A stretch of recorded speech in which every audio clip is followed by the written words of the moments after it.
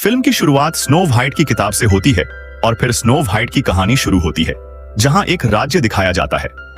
उस राज्य के राजा और रानी को कोई संतान नहीं हो रही थी। फिर काफी समय बाद एक बेटी का जन्म होता है, जिस पर पूरा राज्य बहुत खुश होता है।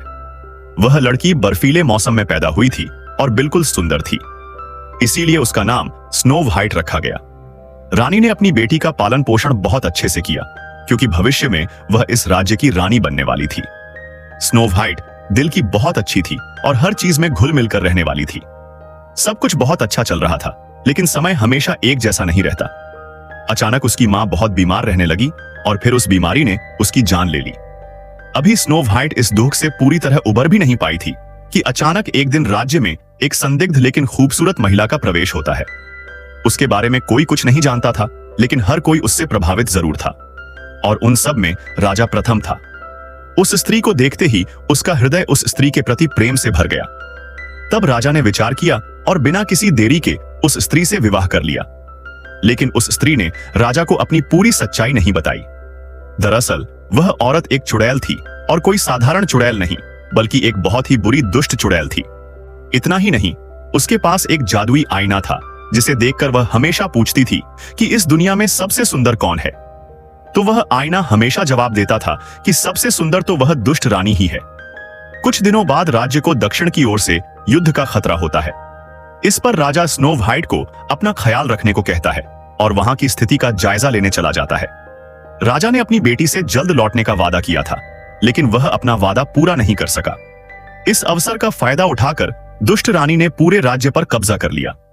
इतना ही नहीं, उसके रास्ते का आखिरी कांटा यानी स्नो व्हाइट को हटाने के लिए उसने उसे महल में कैद कर दिया और कहीं जाने नहीं दिया। राजकुमारी, जो आने वाले समय में इन सब की हकदार थी, महल के एक कोने में दासी की तरह पड़ी रही और कोई उसे पूछने वाला नहीं था। इसी समय लोग स्नो व्हाइट को भूल गए। स्नो व्हाइट के साथ जो दुष्ट रानी थी, वह एक अलग कहानी थी, लेकिन उसने पूरे राज्य को भी बुरा बना दिया था।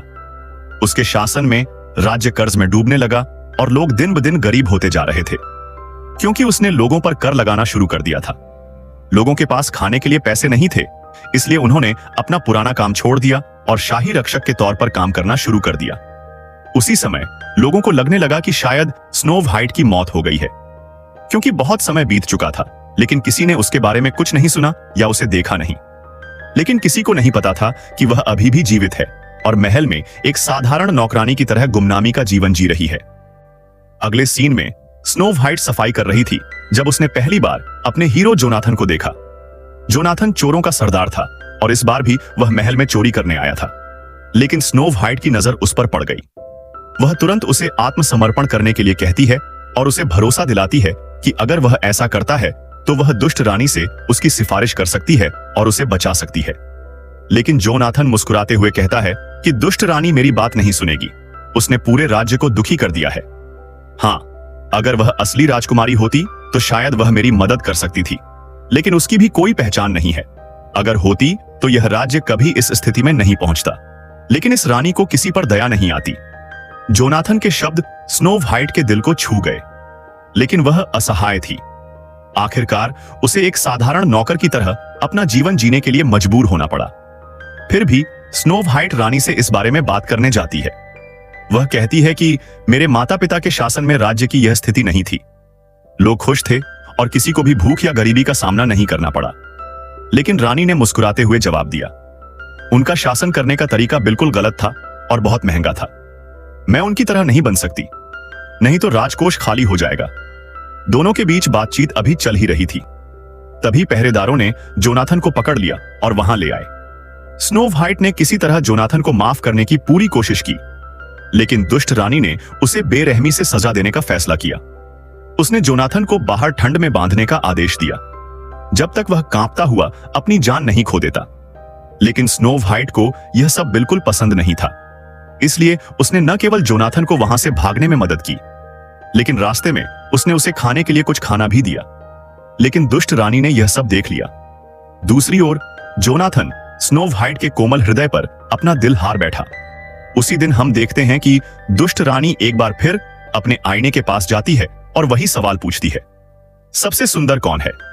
लेकिन इस बार आईना हमेशा की तरह उसका साथ देने के बजाय स्नो व्हाइट का नाम लेता है। यह सुनकर दुष्ट रानी भड़क जाती है, इसलिए उसने अपने शिकारी को स्नो व्हाइट को मारने का आदेश दिया। शिकारी ऐसा नहीं करना चाहता था, लेकिन रानी के आगे कोई नहीं चल सकता था। लाचार होकर उसने रानी की आज्ञा का पालन करने का फैसला किया। जाने से पहले दुष्ट रानी ने उसे एक बक्सा दिया और कहा कि इसमें स्नो व्हाइट का दिल रखना। इससे उसे यह सबूत मिल जाएगा कि उसने स्नो व्हाइट को हमेशा के लिए छोड़ दिया है। शिकारी स्नो व्हाइट को महल से दूर घने जंगल में ले जाता है, लेकिन जैसे ही वह वहां पहुंचता है, उसकी अंतरात्मा जाग जाती है। वह इस मासूम लड़की को नहीं मार सकता था। अंत में वह स्नो व्हाइट को सच बताता है कि दुष्ट रानी ने उसे मारने का आदेश दिया है और हो सकता है कि उसका पिता अभी भी जीवित हो। इसके बाद वह स्नो व्हाइट से कहता है कि वह जल्द से जल्द यहां से चली जाए, ताकि रानी को उसके बारे में कभी पता न चले और वह इस खतरे से बच सके। स्नो व्हाइट अपनी जान बचाने के लिए घने जंगल की ओर भागती है। वहां अजीब चीजें उस पर हमला करने की कोशिश करती हैं।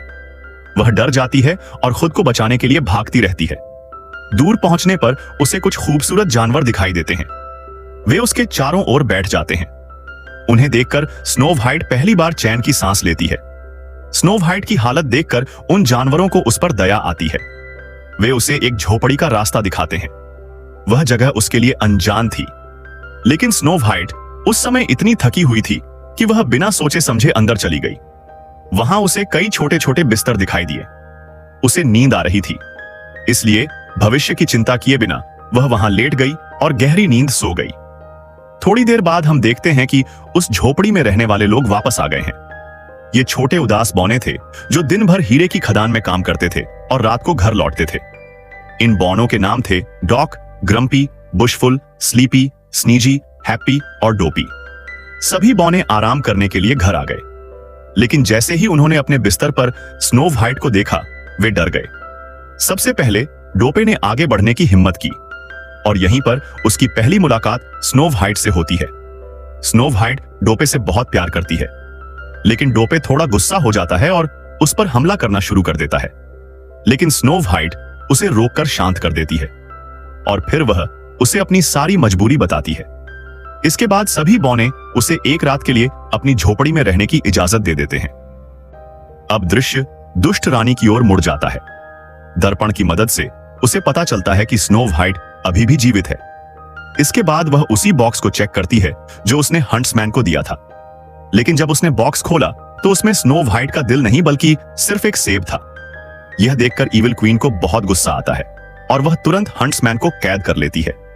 इतना ही नहीं, वह बाकी सभी गार्डों को आदेश देती है कि वे जल्द से जल्द स्नो व्हाइट को ढूंढ लें। वहां स्नो व्हाइट ने बहुत ही कम समय में सभी बौनों का दिल जीत लिया। इतना ही नहीं, उसने उनके रिश्ते को भी अच्छा और सकारात्मक बना दिया। अब वे एक दूसरे को बेहतर तरीके से जानने लगे थे और उन्हें घर को साफ रखने में भी मदद मिल रही थी। अगले दृश्य में बौने अपने काम पर वापस जाने के लिए निकल पड़ते हैं और उसी समय स्नो व्हाइट भी झोपड़ी से बाहर आ जाती है, क्योंकि उसे दक्षिण की ओर जाकर अपने पिता को ढूंढना था। तभी रास्ते में उसकी मुलाकात जोनाथन से होती है। दोनों एक दूसरे को देखकर बहुत खुश होते हैं, लेकिन उनकी खुशी ज्यादा देर तक नहीं टिकती। थोड़ी देर बाद गार्ड स्नो व्हाइट को खोजते हुए वहां पहुंच जाते हैं और उन पर हमला कर देते हैं। स्नो व्हाइट बहादुरी से उन गार्ड से लड़ने की कोशिश करती है, लेकिन एक अकेली लड़की कितने गार्डों से लड़ सकती थी। इसीलिए जोनाथन और उसके लोग स्नो व्हाइट की मदद करने के लिए समुद्र तट पर आते हैं।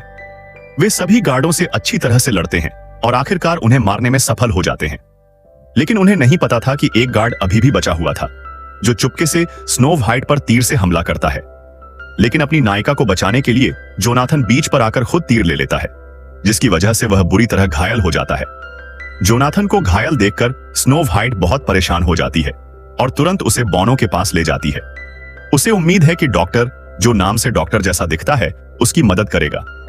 लेकिन जब वह वहां पहुंचती है तो उसे पता चलता है कि डॉक्टर सिर्फ नाम का डॉक्टर है। असल में वह डॉक्टर नहीं है। अब स्नो व्हाइट को नहीं पता था कि जोनाथन की जान कैसे बचाई जाए। उसे इतनी परेशानी में देखकर बौने उसकी हर तरह से मदद करने का फैसला करते हैं। बौने इसमें सफल होते हैं। वे धीरे धीरे जोनाथन का इलाज करते हैं और उसे फिर से स्वस्थ होने में मदद करते हैं। देखो, स्नो व्हाइट की खुशी का ठिकाना नहीं रहता। फिर जब जोनाथन पूरी तरह से ठीक हो जाता है तो जश्न का माहौल बन जाता है। हर कोई नाचता है, गाता है और जश्न मनाता है। और इसी समय स्नो व्हाइट और जोनाथन एक दूसरे के बहुत करीब आ जाते हैं।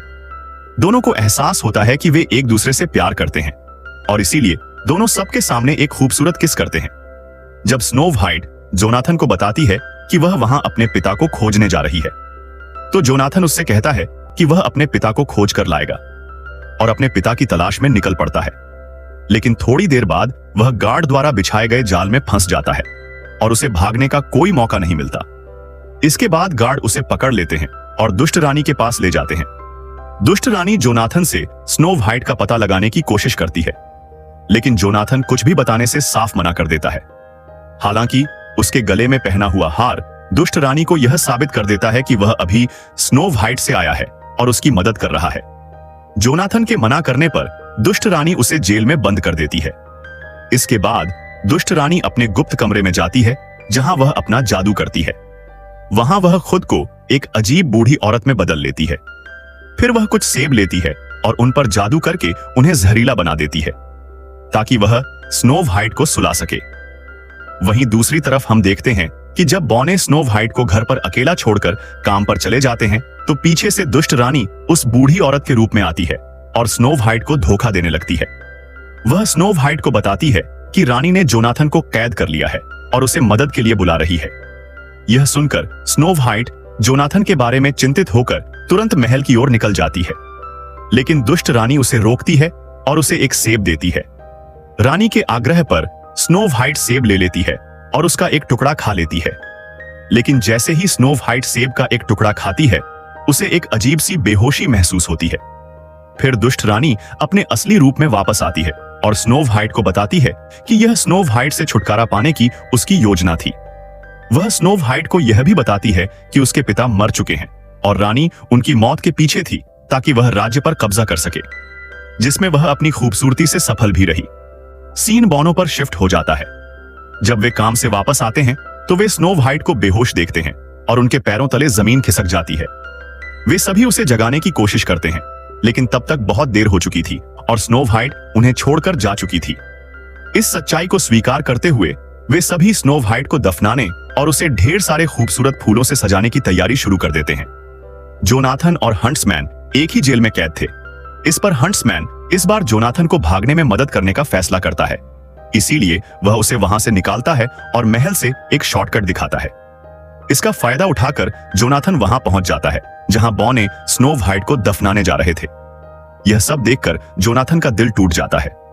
अपनी प्यारी स्नो व्हाइट को इस तरह बेजान देखकर उसे समझ नहीं आता कि वह क्या करे, लेकिन आखिरी अलविदा कहने के लिए वह रोते हुए स्नो व्हाइट के होठों को चूमता है, जिससे स्नो व्हाइट के मुंह से सेब का टुकड़ा निकल जाता है और वह फिर से जीवित हो जाती है।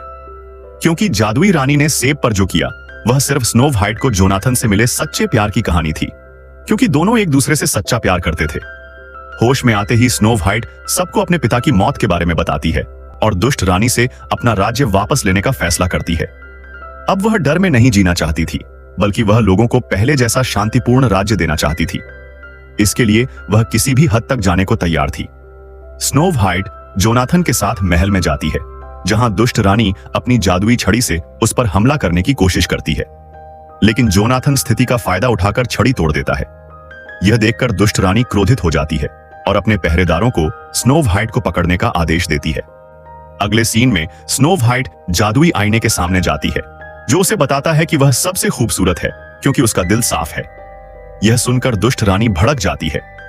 गुस्से में वह खुद ही आईना तोड़ देती है, जो उसकी शक्तियों का असली स्रोत था। शीशा टूटते ही दुष्ट रानी खुद शीशे में बदल जाती है और मर जाती है, लेकिन उसके मरते ही जादुई शीशा भी ठीक हो जाता है, मानो अब सब कुछ अपनी जगह पर वापस आ गया हो। आखिरी सीन में राज्य में एक भव्य जश्न दिखाया जाता है। हर कोई खुशी से नाच रहा है। स्नो व्हाइट और जोनाथन एक साथ जश्न मना रहे हैं। चारों ओर रोशनी, संगीत और खुशियों का माहौल है। स्नो व्हाइट ने आखिरकार अपना राज्य वापस पा लिया था और अब वह सभी को पहले जैसा प्यार और शांति देकर खुशहाल जीवन देना चाहती थी।